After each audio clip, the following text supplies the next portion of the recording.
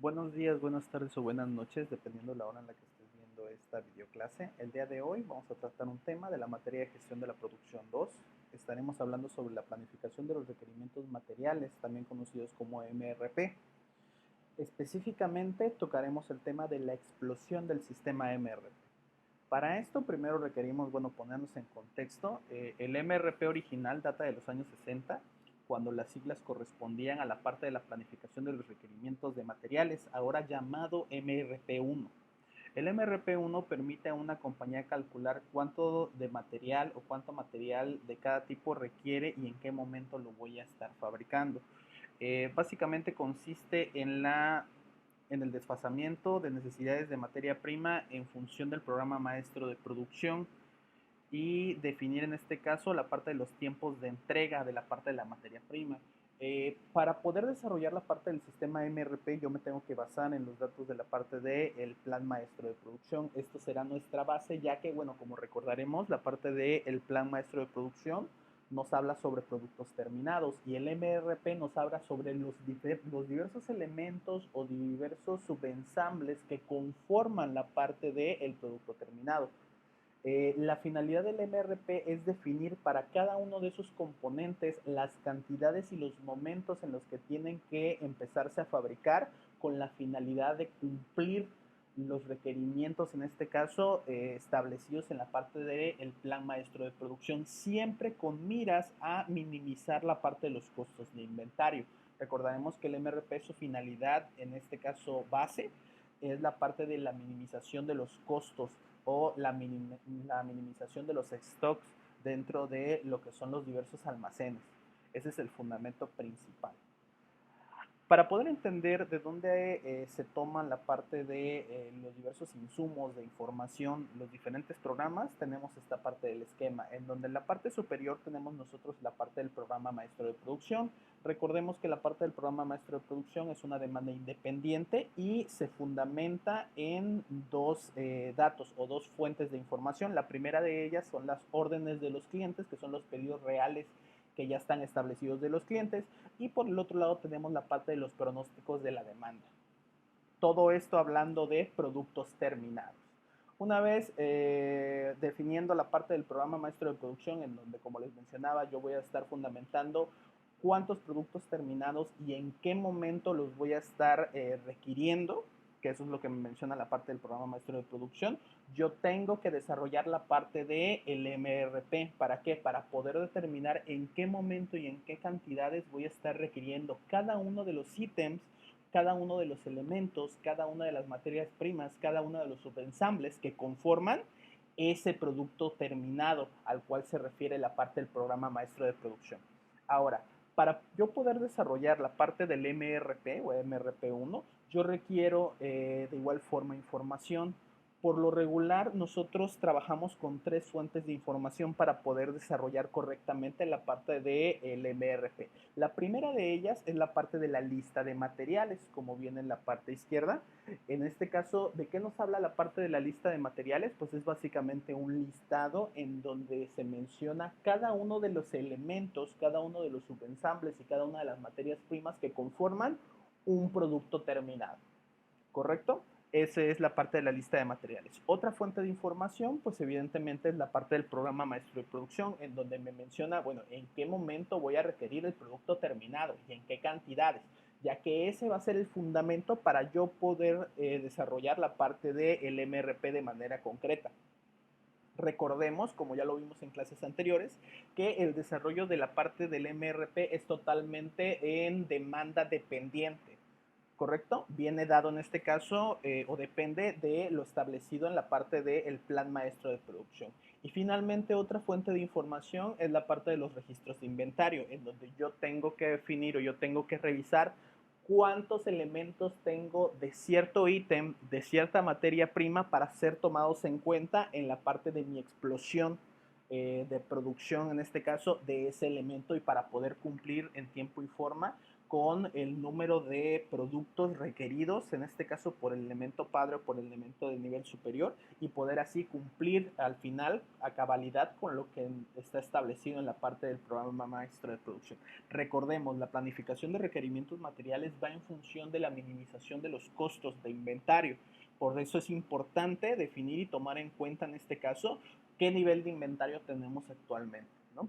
Ya una vez desarrollado la parte del MRP, pues evidentemente se generan otro tipo de informaciones, tales son la parte de órdenes de compra, órdenes de trabajo y planes de materiales, ¿no? Órdenes de compra, evidentemente si tenemos algún elemento que requiere que se le compre la parte de la materia prima o el mismo elemento que conforma el producto terminado es comprado y no es desarrollado netamente por nuestra empresa, pues debemos de generar la parte de las órdenes de compra correspondientes de la materia prima o del elemento.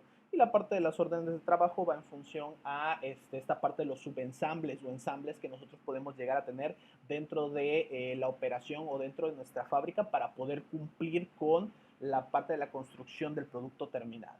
¿Correcto? Básicamente esas son las tres fuentes de información de donde se saca los fundamentos para poder desarrollar la parte del MRP de manera exitosa. Como pueden ver en la parte de las imágenes, la parte de la lista de materiales puede ser muy diversa o la estructura, en este caso del producto, puede ser muy diversa. Puede ser tan sencillo como un artículo de 2 niveles, en donde recuerden, el nivel 0 corresponde a el artículo terminado, que en este caso sería A, y el nivel 1 son los elementos hijo, por así decirlo, del artículo terminado, y en este caso, como menciono, sería el nivel 1, ¿no? Entonces B, C, D y E son de nivel 1 y estos 4 elementos son necesarios para generar un elemento padre que sería el del nivel 0 y sería el producto terminado A. O puede ser tan compleja como un sistema multinivel, en donde aquí tenemos en este caso que B, C y D forman en su conjunto un elemento padre, que sería el de nivel 0A, pero a su vez para yo hacer un elemento B necesito E, F y G. Y para poder hacer un elemento D yo necesito a H y necesito también a I, y así sucesivamente, ¿no? Entonces puede ser tan complejo como el artículo mismo nos los esté indicando. Y es importante definir de manera correcta la parte de la lista de materiales. Si nosotros nos equivocamos, como ya lo vimos en los videos anteriores, en la parte del desarrollo de la lista de materiales, pues evidentemente nuestra explosión en automático va a estar mal, porque al momento de que queramos ensamblar o busquemos la parte del ensamble, van a hacer falta piezas, ¿no? Y no vamos a poder cumplir con la parte de los requerimientos establecidos y pues nuestro producto no va a tener las características que estamos buscando, ¿no? En la parte de la fabricación. Para poder entender la parte de la explosión del sistema MRP es necesario que entendamos la parte de las dependencias verticales y horizontales. Esto ya lo estuvimos viendo en clase, simplemente vamos a darle un pequeño repaso, entendiendo que la parte de las dependencias verticales vienen dadas por la parte de la relación padre-hijo, en donde podemos verlo en la parte del nivel 0 y el nivel 1. La parte de la lámpara es el elemento padre y la dependencia vertical que tiene la parte del elemento padre es con cada uno de los hijos, que en este caso sería lámpara con ensamble de base, lámpara con pantalla y lámpara con ensamble de receptáculo. Esta parte es una dependencia vertical porque a final de cuentas para yo poder generar la parte de una lámpara es necesario que tenga la parte del ensamble de base. Para poder generar la parte de una lámpara es necesario que tenga la parte de una pantalla. Esto al moverse de un nivel a otro, en este caso, genera la parte de la dependencia vertical. El otro sistema o la otra dependencia que nosotros tenemos es la parte de la dependencia horizontal y esta viene dada por la relación de los elementos para poder generar la parte de un elemento padre. Esto lo podemos ver en la parte del nivel 2, entendiendo que el nivel 1 es la parte de la lámpara, el nivel 0 es la parte de la lámpara, el nivel 1 es la parte del ensamble de base, pantalla y ensamble de receptáculo, y el nivel 2 viene dado por la parte que tenemos en esta parte de aquí, que viene flecha, placa, eje, tornillo, sostén, receptáculo y ensamble de cableado. ¿Por qué podemos ver de manera clara la parte de la dependencia horizontal? Porque aquí tenemos dos dependencias horizontales y es, digamos, los que son, o los que podríamos mencionar que son los hermanos, ¿no? todos estos elementos que en su conjunto pueden hacer la parte de un elemento padre, y esto hace que tengan la parte de una dependencia horizontal, ¿no? Aquí en este nivel 2 nosotros podemos ver dos dependencias horizontales. La primera de ellas viene dado por los elementos rosados, que es la parte de flecha, placa, eje y tornillos. Estos tienen dependencia horizontal porque estos en su conjunto, todos ellos son necesarios para poder hacer un elemento de ensamble superior, ¿correcto? No podemos tener un ensamble de base, por ejemplo, si nos hace falta el eje o nos hace falta la parte de la placa, nos hace falta la parte de la flecha, ¿no? Si falta alguno de estas piezas o del tornillo, si falta alguna de estas piezas, pues en automático pues ya estaremos incompletos, por así decirlo, y pues las piezas por separado no servirán de nada, ¿no? ¿Por qué? Porque son necesarias para poder, en su conjunto, para poder hacer un elemento de nivel superior. Igual de este lado tenemos otra dependencia horizontal dada por sostén, receptáculo y ensamble de cableado. Si alguna de estas falta, pues evidentemente no voy a poder hacer la parte del ensamble de receptáculo. Pero ¿qué pasa si falta un eje? Yo podría hacer la parte de ensamble de receptáculo, sí la puedo hacer sin ningún problema, ¿no? ¿Por qué? Porque no tiene la parte de dependencia vertical con la parte del ensamble de receptáculo. Entonces, aquí como les mencionaba, tenemos dos dependencias horizontales. Uno viene dado por la parte de los rosados y otro viene dado por la parte de los verdes. Ellos son necesarios, estos tres son necesarios y fundamentales para poderse unir y formar un elemento de nivel superior. Igual la parte de los rosados son necesarios en conjunto para poder armar un elemento de nivel superior. Y eso le llamamos la parte de la dependencia vertical y la dependencia horizontal. Y bien, muchachos, bueno, este es un ejemplo de lista maestra de materiales. Nosotros ya anteriormente estuvimos hablando sobre la parte de la lista de materiales y también les estuve mencionando la diferencia entre la parte de la lista de materiales y la lista maestra de materiales. Básicamente es que en la lista maestra de materiales nosotros ya tenemos datos adicionales, como es la parte de la disponibilidad de ese elemento, la parte de los tiempos de espera en la parte de la fabricación, el tamaño del lote y la parte de las recepciones programadas de cada uno de los elementos o ítems que conforman la parte del producto terminado. Recordemos que la parte del producto terminado siempre se le va a asignar la parte del nivel 0, ¿no? Que es como viene aquí. Y en la parte de los componentes nosotros podemos utilizar las sangrías para hacer notar quiénes están en el nivel 1 y quiénes están en el nivel 2 y cuáles elementos en este caso forman parte de otros, ¿no? Por así mencionarlo. En este caso, aquí en el elemento tijeras es el producto terminado. Para poder hacer tijeras yo requiero paleta izquierda, paleta derecha y tornillo. Y para hacer la paleta izquierda yo requiero navaja izquierda y base plástica izquierda, ¿no? Igual para hacer paleta derecha requiero navaja derecha y base plástica derecha. Como ya lo habíamos estado viendo en la parte de las clases. Sin embargo, les mencionaba, en la lista maestra de materiales, que es el fundamento para poder hacer la parte de la explosión del sistema de MRP, nosotros tenemos datos adicionales, que es la parte de disponibilidad. Atención, a continuación les voy a estar explicando cada una de las columnas, ¿correcto? Estas las omito porque ya las estuvimos viendo en la parte de la clase. Y vamos a la parte de la disponibilidad. Disponibilidad hace referencia a cuánto tengo en este momento en mi almacén de ese elemento, entendiendo que de paleta izquierda, yo si voy a mi almacén de manera física, yo me tengo que encontrar con 85 piezas. Si voy a mi almacén en este momento a ver la parte de los tornillos, yo me voy a encontrar con 60 unidades disponibles para poder ser ocupadas. Eso hace referencia a la parte de esta columna que es disponibilidad. La siguiente columna que vamos a analizar es la parte de tiempo de espera. La parte del tiempo de espera es cuánto tiempo se tarda el ensamble en acoplar la parte de las piezas para estar listo, o cuánto tiempo se tarda mi proveedor en entregarme la parte de la materia prima.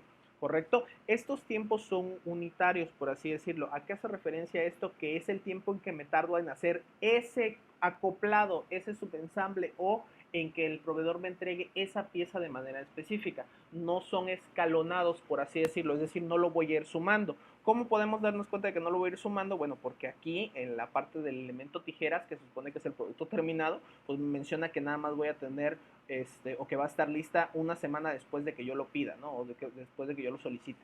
Entonces, por mencionar un ejemplo, tenemos la parte de paleta derecha. Paleta derecha me menciona que me tardo 3 semanas fabricando la parte de las paletas derechas, sea la cantidad que me estén pidiendo.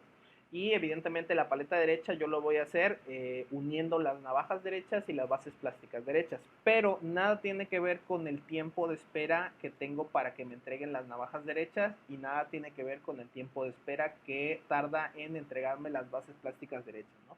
Estas 3 semanas son únicamente de yo unir las dos piezas, ya teniéndolas físicamente, ¿no? Porque se puede malinterpretar y por ahí me hicieron un comentario en la parte de la clase en línea, muchachos, en donde mencionaban, bueno, ¿y por qué estas sumarían 2 semanas, no? No 3, pero no, estos son tiempos de espera unitarios, nos estamos refiriendo únicamente al tiempo de ensamblado de paleta derecha. Igual acá en la parte de paleta izquierda nos hacemos referencia únicamente a la parte de cuánto tiempo me tardo en unir navaja izquierda y base plástica izquierda, ¿no? Ya teniéndolas físicamente, ¿no? Y por acá en la parte de navaja derecha, por ejemplo, nos menciona que tarda 1 semana. Navaja derecha entendamos que nosotros lo compramos hacia un proveedor. Por tal motivo, desde el momento en el que yo le hago el pedido a mi proveedor hasta que me llega, vamos a tardar 1 semana o va a tardar 1 semana en pues llegar, ¿no? La parte de la materia prima a la parte del producto, no a la parte de la fábrica. Entonces, así funciona esta columna, que es la parte de tiempos de espera. La siguiente columna que tenemos es la parte de tamaño de lote. El tamaño del lote, muchachos, es bastante importante porque eso va a regir nuestra parte de la explosión del sistema MRP. Nosotros podemos definir 3 tipos de tamaño de lote diferente. El primero de ellos y el más básico de todos es la parte de lote por lote. ¿Qué hace referencia a la parte de lote por lote? Que yo puedo pedir desde una pieza hasta 1 millón, es decir, las que requiera. Y el proveedor, o en este caso, si es un subensamble, el proceso a cargo de ese subensamble, si yo le pido 10, me las va a fabricar. Si yo le pido 1000, me las va a fabricar. Si yo le pido 800, me las va a estar fabricando y no me va a poner alguna limitante, ¿no? Ese es el primer tipo de tamaño de lote que nosotros nos podemos encontrar y es uno de los más adecuados y más fáciles de desarrollar en la parte del sistema MRP, porque simplemente voy a estar pidiendo lo que voy requiriendo, ¿no? El segundo tamaño de lote que nos podemos encontrar, muchachos, es el de bloque. Aquí, por ejemplo, en la parte de la segunda fila tenemos la parte de bloque 50 por bloque, ¿no? Y en la siguiente tenemos 40 por bloque. ¿Qué hace referencia a qué hace referencia este punto? A que yo tengo que pedir la parte de mis insumos, mis materias primas o mis subensambles en múltiplos, por ejemplo, tomando como referencia la segunda fila, la parte de múltiplos de 50. Es decir, si yo quiero 10 piezas, voy a tener que pedir 50 obligatoriamente. Si yo quiero una pieza, voy a tener que pedir 50 obligatoriamente. Si yo quiero 50 piezas, entonces sí voy a poder pedir las 50, ¿no? Y si quiero 51 piezas, entonces tendré que pedir 2 bloques. Tendré que pedir en este caso 100 piezas. ¿Por qué? Porque son bloques de determinado número de piezas. ¿Correcto? Esto se da mucho con la parte de los proveedores, en donde te dicen, yo solamente te puedo fabricar por múltiplos de 50, de 40, de 10, de 30, ¿no? Y siempre que estés pidiendo, siempre se va a pedir en ese múltiplo. Entonces, por ejemplo, si yo requiero 51 piezas, ¿cuántos bloques voy a estar pidiendo? Voy a estar pidiendo 2, por tanto me van a llegar 100. Yo ocupo las 51 piezas y ¿qué le pasa a las 49 restantes? Las voy a mandar a mi almacén, ¿correcto? La voy a estar mandando a la parte de mi almacén. Entonces, ese es el otro tamaño de lote que nosotros podemos estar encontrando. Si yo requiero 30 piezas y es un bloque de 50, pues voy a pedir 50, voy a estar utilizando 30 y las otras 20 las voy a estar mandando a mi almacén, ¿correcto? Y van a servir en este caso para el siguiente pedido programado o el siguiente requerimiento bruto que pueda llegar a tener de la parte de la fábrica, ¿no? O de la parte de ese elemento, mejor dicho. Entonces, ese es el segundo tamaño de lote que nos podemos encontrar. Y el tercero, lo vemos en esta parte de aquí, es lote mínimo. En la parte del lote mínimo nos menciona, yo te puedo hacer a partir de cierto número en adelante. Es decir, en este caso tenemos lote mínimo de 25. Esto lo vemos mucho en la parte de las imprentas, muchachos. No sé si les ha tocado en alguna imprenta que vayan a serigrafiar, no sé, playeras, tazas o vayan a hacer invitaciones en donde mencionan, yo te puedo hacer a partir de 10 piezas. ¿Qué quiere decir eso? Que después de 10 piezas las que quieras, pero menos de 10 yo no te puedo fabricar. Ese es el mismo concepto del tamaño de lote por lote mínimo, en donde yo, si quiero 10 piezas, estoy obligado a hacer, como nos menciona aquí, si quiero 10 piezas de navaja derecha, voy a requerir hacer 25 mínimo. Si requiero 22 piezas, voy a requerir, en este caso, fabricar 25 mínimo. No puedo fabricar menos de 25. Si quiero 25, entonces sí puedo fabricar las 25.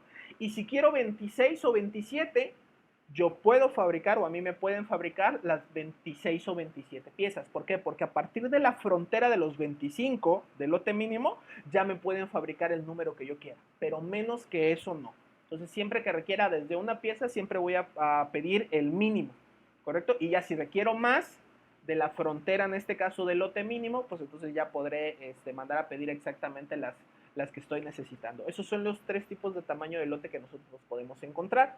Y finalmente, esta columna, muchachos, es de recepciones programadas. Muchas veces nosotros tenemos acuerdos previos en la parte de con nuestros proveedores o con la misma ensambladora, en donde ya hay pedidos previos que tienen que ser entregados. Esto nada tiene que ver con la parte de nuestra planeación o con los pedidos que apenas vamos a estar realizando, ¿no? Son pedidos previos, son acuerdos previos que se tienen con los proveedores o con nuestras mismas máquinas ensambladoras o el departamento de producción, en donde nos van a estar entregando cierta cantidad de unidades, ya sea, no sé, a un proveedor porque así lo acordamos o porque, no sé, nos dieron un pedido incompleto y nos los van a complementar posteriormente en alguna semana de planeación, o porque, no sé, nos pudo haber llegado algún pedido con defecto por ahí y la empresa decidió mandarnos, o el proveedor decidió mandarnos la parte de algunos productos en compensación, ¿no? Con la parte de los productos que tal vez venían defectuosos, ¿no? Entonces, la parte de las recepciones programadas es bien importante tomarlas en cuenta porque recuerden, la idea de la parte del MRP1 es minimizar la parte de los costos de inventario, ¿no? Es mantener el stock al mínimo para que se eleve justamente antes de ser necesario ese ítem o ese artículo o esa materia prima, ¿no? Entonces, por eso es importante mantener siempre vista la parte de las recepciones programadas y tomarlas en cuenta al momento de que pues ya estén disponibles, ¿no? En el momento en el que lleguen. En este caso podemos mencionar que para el elemento tijeras van a llegar a 40 unidades en la semana 2 o voy a tener listas 40 unidades en la semana 2 adicionales a las que yo pueda pedir, ¿correcto? Es decir, si yo para la semana 1 pedí 100, por ejemplo, perdón, para la semana 2 pedí 100, pues me van a llegar esas 100 y adicionalmente, o se van a armar esas 100 y adicionalmente yo voy a tener disponible otras 40. Entonces, al final de la semana 2 yo voy a tener 140 unidades, ¿correcto? Esto por poner un ejemplo, ¿no? Si yo decido, por ejemplo, acá en base plástica izquierda, si yo en mi inventario, en este caso de existencia, tengo 80 y no tengo ningún requerimiento bruto de aquí a la semana 7, al final de la semana 7 yo no voy a tener 80 en mi almacén, voy a tener 180 unidades, ¿no? Y eso es para hacerle frente a los requerimientos brutos que nosotros podemos llegar a tener dentro de los de la parte de la explosión del sistema de MRP. Entonces, como les mencionaba, las recepciones programadas no son otra cosa que acuerdos previos que se tienen con la parte de los proveedores o con algún proveedor interno y que tenemos que tomar en cuenta para la parte de la explosión del sistema de MRP. ¿Correcto? Entonces aquí se menciona, por ejemplo, cuántas unidades van a llegar y en qué semana van a estar disponibles para ser utilizadas por la parte de la planeación, ¿no? Entonces es importante mencionar esa parte. Para desarrollar la parte de la explosión del sistema MRP1, entendamos que la parte de la explosión es definir para cada uno de los elementos que conforman la parte de mi producto terminado y para cada uno de los ítems que conforman o subensambles que conforman la parte del producto final, cuántos voy a estar realizando y en qué momento voy a estar realizando cada uno de estos elementos para poder cumplir en tiempo y forma la parte del plan maestro de producción, tratando siempre de minimizar la parte del stock que pueda llegar a tener de cada uno de los productos. A eso es a lo que le llamamos la parte de la exclusión del MRP. Para poder desarrollar esta parte, yo voy a utilizar esta tabla en donde tenemos diversos elementos. Voy a estar desarrollándoles cada uno de los elementos que vemos en la parte de la tabla. Primeramente vamos a estar hablando de la parte del cinturón superior, es el de color azul. En la parte del cinturón superior nosotros vamos a estar colocando datos generales de lo que es la parte del elemento que vamos a hacer la explosión, que vamos a estar definiendo en qué momento vamos a estar produciendo. Entendiendo que para cada elemento, para cada subensamble y para cada materia prima, yo tengo que desarrollar una tabla como la que estamos viendo en la parte de la imagen, ¿correcto? Entonces ponemos el elemento, el código, ponemos la parte de la disponibilidad. La disponibilidad no es otra cosa que cuánto tenemos en este momento de materia prima o del producto o del ítem o del elemento disponible en nuestros almacenes para poder ser tomados y para poder ser ocupados. Estos datos del cinturón superior lo vamos a encontrar en la parte de la lista maestra de materiales, en la parte de disponibilidad. Aquí tenemos, simplemente lo pasamos. En este caso de patinetas nos menciona que yo tengo 50 disponibles en mi almacén. También tenemos la parte del tamaño del lote. Recuerden el tamaño del lote. Existen 3 tipos de lotes que nosotros podemos estar trabajando. En este caso es un sistema lote por lote. Esto es lo que me está diciendo, o lo que me está mencionando es que yo puedo definir de manera exacta cuántos elementos voy a estar fabricando, ¿no? O cuántos elementos voy a mandar a producción. Y yo no voy a tener que utilizar lotes ni mínimos de productos, simplemente puedo estar fabricando 10, puedo requerir 10 y 10 voy a estar fabricando, ¿no? Y finalmente la parte del tiempo de espera. En este caso nos menciona que son 2, hace referencia a 2 semanas. Recuerden, el tiempo de espera es cuánto tiempo me tardo en hacer el subensamble de ese producto. ¿Qué nos está mencionando aquí? Que en este caso para hacer el subensamble final de patineta, yo me tardo 2 semanas en estarlo realizando, ¿no? Esa es la parte de la información y eso quiere decir que yo, si lo requiero para la semana 3, yo tengo que empezarlo a fabricar 2 semanas antes, ¿correcto? Que es la parte de la liberación planificada del pedido, que ahorita vamos a estar explicando qué es, pero a eso hace referencia a esta parte del tiempo de espera, ¿no? ¿En qué momento tengo que empezarlo a fabricar para que esté listo cuando lo estoy requiriendo? Bueno, ya que hablamos de la parte del cinturón y ya definimos cada uno de los datos, como les mencionaba, estos simplemente son datos generales para poder realizar la parte de la explosión de cada uno de los elementos. Vamos con cada una de las filas que viene en la parte inferior. La primera es la de semanas. Esto hace referencia evidentemente a la parte del horizonte de planeación. En este caso empezamos en la semana 0 y concluimos en la semana 10 de planeación. En nuestro horizonte de planeación del sistema MRP es de 10 semanas adelante. ¿Correcto? A eso hace referencia esta parte de semana. La parte de requerimientos brutos. Los requerimientos brutos, muchachos, hace referencia a cuántas unidades de ese elemento voy a estar requiriendo, ¿correcto? Por lo regular, para hablar de requerimientos brutos del producto de nivel 0, que es en este caso el producto terminado, nosotros utilizamos la parte de la información del plan maestro de producción. De ahí sacamos los requerimientos brutos del elemento de nivel 0, que sería la parte del producto terminado. Y bueno, ¿cómo sacamos los requerimientos brutos de los elementos hijo de la parte de patineta en este caso? Bueno, vendrían siendo las liberaciones planificadas del elemento padre, ¿no?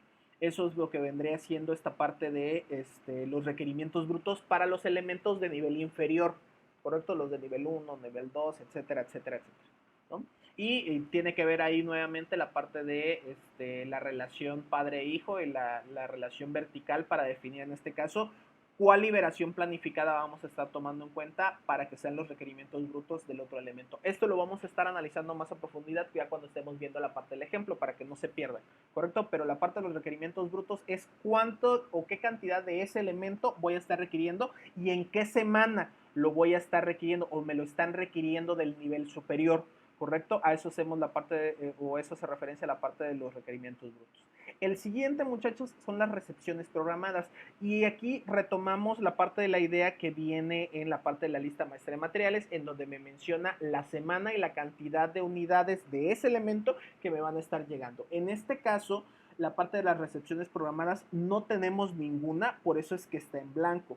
Pero imaginemos que esta parte o este esquema o esta tabla es del elemento, digamos, tijeras, ¿no? En tijeras tenemos que 40 unidades en la semana 2, ¿no? En la parte de recepciones programadas. Eso quiere decir que aquí en la semana 2, yo en recepciones programadas le tengo que poner 40 unidades. Y cuando esté tomando en cuenta la parte de los requerimientos brutos con la parte de la proyección de disponibilidad, yo tengo que sumar la proyección de disponibilidad de la semana anterior con la parte de la recepción programada de esa semana, en este caso, por así decirlo, para la semana 2 yo tendría 50 más la parte de los 40 que mencionamos que me iban a llegar en la semana 2, por tanto yo tendría 90 disponibles. Y requiero 30, pues simplemente lo voy a estar restando, ¿no? Eso lo vamos a estar viendo como les mencionaba más adelante, pero para que se den una idea a qué hace referencia la parte de las recepciones programadas y cómo se colocan en esta parte de aquí. El siguiente elemento o la siguiente fila que nosotros vamos a estar teniendo en esta parte de la tabla son la parte de la proyección de disponibilidad.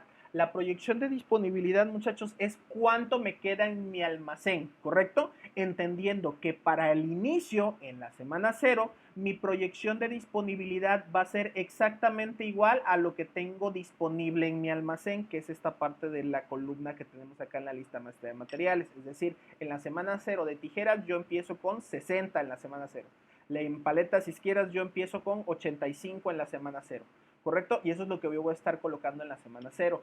Cuando esté avanzando, en este caso, como lo vemos en la parte de este ejemplo, mencionamos que al final de la semana 1 yo sigo con 50. ¿Por qué? Porque no tuve ningún requerimiento bruto, ¿no? Pero aquí, en la semana 2, me menciona que yo tengo un requerimiento bruto de 30. Necesito 30 y tengo 50 al final de la semana 1, necesito 30 para la semana 2, ¿qué hago? Pues simplemente los voy a tomar, ¿no? 50 menos 30, me quedan 20. Eso quiere decir que al final de la semana 2 yo voy a tener una proyección de disponibilidad de 20 que van a poder ser ocupados en el siguiente periodo, ¿correcto? Entonces ahí se va poniendo, ya se hace referencia a la parte de la proyección de disponibilidad. Es cuánto me queda en mi almacén al final de cierta semana, ¿no? En la parte de la planeación. En la siguiente fila, nosotros tenemos la parte de los requerimientos netos. ¿Qué son los requerimientos netos, muchachos? Los requerimientos netos es cuánto me hace falta, por así decirlo, y qué cantidad de producto voy a requerir de este elemento para poder saciar la demanda de los requerimientos brutos, tomando en cuenta las recepciones programadas y tomando en cuenta la proyección de disponibilidad que tengo. Es por eso que, siguiendo con el ejemplo que estamos mencionando, al final de la semana 2 yo tengo 20 unidades y para la semana 3 se requieren 70. Si yo le quito esto a 70 en este caso, o le quito o hago la parte de la resta, muchachos, va a suceder que voy a requerir cuántas unidades. Yo no puedo saciar esta demanda. Por tanto, yo requiero 50 unidades y es lo que voy a estar poniendo en requerimiento o colocando en la parte de requerimientos netos, ¿correcto? Entonces, a eso hacer referencia a la parte de requerimientos netos, yo voy a estar colocando cuál es el número de unidades que me hacen falta y que requiero que me surtan o que me fabriquen para poder cumplir con la demanda, en este caso, que tengo en la parte de los requerimientos brutos. Y finalmente, muchachos, tenemos la parte de la liberación planificada del pedido. ¿A qué hace referencia esta parte de la liberación planificada del pedido? Tomamos el dato de tiempo de espera. Esta liberación planificada del pedido es en qué momento tengo que empezar a producir, en qué momento tengo que empezar la producción de este elemento para que yo pueda cumplir con lo establecido en la parte de los requerimientos netos. Entendido que aquí como es lote por lote y requiero 50, pues solamente voy a estar fabricando 50. Pero en qué momento tengo que empezarlo a fabricar si me dice que tarda 2 semanas en entregarme, pues 1, 2 semanas atrás de la semana 3, voy a requerir que se empiece a fabricar la parte del pedido de 50 unidades para que al principio de la semana 3 ya esté listo y pueda en este caso saciar la demanda que me hacen falta para cumplir con los requerimientos brutos de 70, ¿no? ¿Por qué? Porque aquí 20 que tenía y 50 que pedí, pues son 70 y aquí requiero 70, por tanto, al final de la semana 3 me van a quedar 0 unidades y va a quedar totalmente saciada esta demanda que está acá, ¿correcto? Esos son los elementos que conforman la parte de nuestra tabla de la explosión del sistema MRP, como les mencionaba. Para cada elemento, para cada subensamble, yo voy a tener que estar desarrollando una tabla similar a esta, en donde voy a estar mencionando los requerimientos brutos, las requerimientos programadas, la parte de la proyección de disponibilidad, los requerimientos netos, la liberación planificada del pedido y los datos generales de cada uno de los elementos para poder cumplir de manera correcta con la parte de lo establecido en nuestro plan maestro de producción. ¿Correcto? Estas pues son la parte de las definiciones, como les mencionaba, la parte de los requerimientos brutos, se originan con la parte de los requerimientos con la liberación, en este caso planificada del nivel superior, con la relación padre-hijo, las recepciones programadas, como les había mencionado anteriormente, la parte de la proyección de disponibilidad, para la parte de la proyección de disponibilidad en la semana 0 o en el periodo 1 va a ser igual a la parte de cuánto tengo de inventario físico en la parte de este momento, ¿no? Para ser utilizados. Bueno, muchachos, sin más por el momento, me despido de ustedes. Si tienen alguna duda, recuerden anotarla en la parte de la sección de comentarios del foro y les estaré dando respuesta lo antes posible. El video que continúa a muchachos, es ya la parte del ejemplo de la explosión. Espero lo puedan ver para que les quede claro la parte del tema y puedan, en este caso, resolver la parte de su problemario.